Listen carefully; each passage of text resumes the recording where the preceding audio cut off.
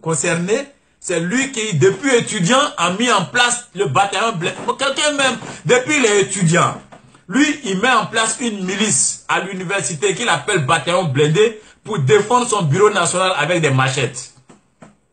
Depuis lui, il est étudiant là. Il a toujours des armes.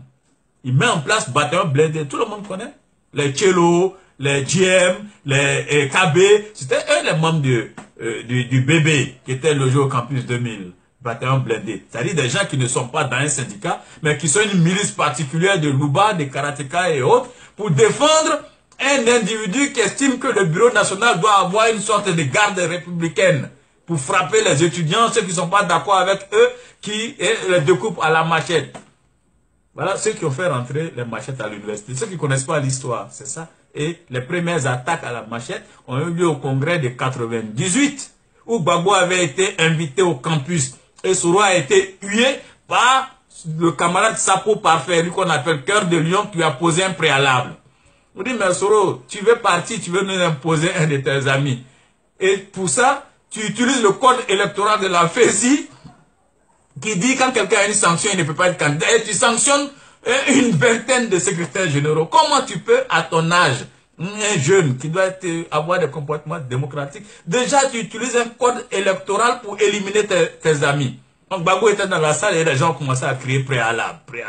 Et finalement, comme Laurent Gbagbo a su que la prunelle pour passer, il est parti et Guillaume était humilié. Et c'est de là qu'il a donné des consignes aux gens de son bataillon blindé pour attaquer à la machette des secrétaires généraux. Voilà les premières attaques à la machette de la FESI par le bataillon blindé mis en place par ces gens-là qui aujourd'hui ont toujours des armes cachées. Ça ne date pas d'aujourd'hui. Dans l'espace politique démocratique aussi où on doit venir convaincre les gens avec la parole pour qu'ils aillent vers ceux qui sont plus convaincants. Toi, tu as 300 tonnes d'armes cachées. Tu vas faire quoi avec 300 tonnes d'armes cachées dans un débat démocratique? Dans un pays, celui qui gagne les élections, qui a accès aux armes de l'État à travers l'armée. Mais toi, tu as ta petite armée à côté de l'armée. Quel type de politicien ça?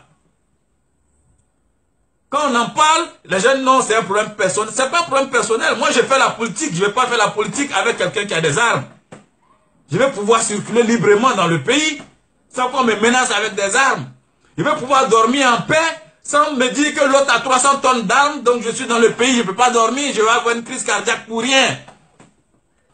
C'est pourquoi d'ailleurs, vous devez faire écho. Vous ne devez jamais prendre position pour ces individus. Ils sont dangereux pour vous, pour votre liberté, pour la démocratie. Il y a eu que des gens ont été suscités, organisés, des manifestations ont été suscitées et des gens ont été organisés. On a fait monter les enchères pour ne pas que le gouvernement même puisse accepter ces enchères-là pour créer une situation de conflagration générale dont on allait profiter pour dire, bon, on n'allait plus armer comme une sorte de petit RSP. Bon, nous, on s'impose finalement parce que tout le monde va constater qu'ils sont les plus armés. Comme il faisait régner cela à Bouaké, où il s'aimait la terreur dans toute la ville, dans les familles, où les gens ont des choses à dire mais ne peuvent pas dire. Ils sont assis. Vous allez à Bouaké, l'autre disait si on met l'autre en prison, ils vont créer l'émeute. Mais tout le Bouaké est content. Toute la Côte d'Ivoire, les gens, les zones nord où ils ont arraché les bœufs des gens, les maisons, les femmes, les filles des gens, mais ils sont contents. C'est dit, mais il faut que les gens là, qu'il y ait des gens qui puissent nous débarrasser de ça pour normaliser la situation dans notre pays. On m'a frappé pour mes opinions, mais nous on a été frappé pour nos opinions, on a été torturé pour nos opinions. On n'a rien demandé en retour, on demanderait en retour parce que nous estimons que c'est le combat de l'intellectuel, c'est un combat universel, c'est un combat pour des valeurs humaines. Vous avez mené quel combat? Caché derrière des armes, des petits. Dites les enfants se sont battus. Mais vous avez mené quelle bataille? Les Zagazaga et autres, les Kolo et autres qui sont morts, dites ils se sont battus. Vous avez mené quelle bataille? Vous-même, vous avez tué plus de jeunes Djoula que Gbagbo n'a tué dans la guerre. Quand on regarde les gens que vous avez mis dans les conteneurs, il y a des rapports sur ces questions. Les jeunes comme les Kone Morel, Kone Moussa Barbu, les gens qui étaient en prison, que vous avez pris, exécutés sans jugement. Comment des gens peuvent, des gens qui se disent démocrates, peuvent exécuter quelqu'un qui est en prison, qui est désarmé, sans qu'il y ait une décision de justice. Bon sang. Le discours qu'ils ont aujourd'hui, c'est le discours de l'agresseur qui se fait passer pour l'agressé. Mais en réalité, je vais vous dire une chose. Ça, c'est des comportements dans le domaine de la psychopathologie qu'on retrouve chez les schizophrènes dangereux qui, pour te tuer, font croire que c'est toi qui les agresses. Ça veut dire, dans l'analyse, que les gens n'ont pas renoncé à leur plan d'exécution, d'élimination physique de Ouattara et de renversement du régime. Donc, ce qu'ils sont en train de faire, c'est de préparer l'opinion à présenter Ouattara comme un traître, quelqu'un qui leur a fait du mal, de sorte que leur réaction soit vue comme une légitime défense. Acceptable. Parce qu'en politique, on ne fait rien sans que ce soit socialement acceptable. Donc, ils sont en train de trouver la justification rationnelle d'une action à laquelle ils n'ont pas renoncé. Ou ils vont même jusqu'à, pour certains d'entre eux, à soulever l'opinion nationale contre Ouattara en le présentant même comme Burkinabé ou je ne sais pas quoi.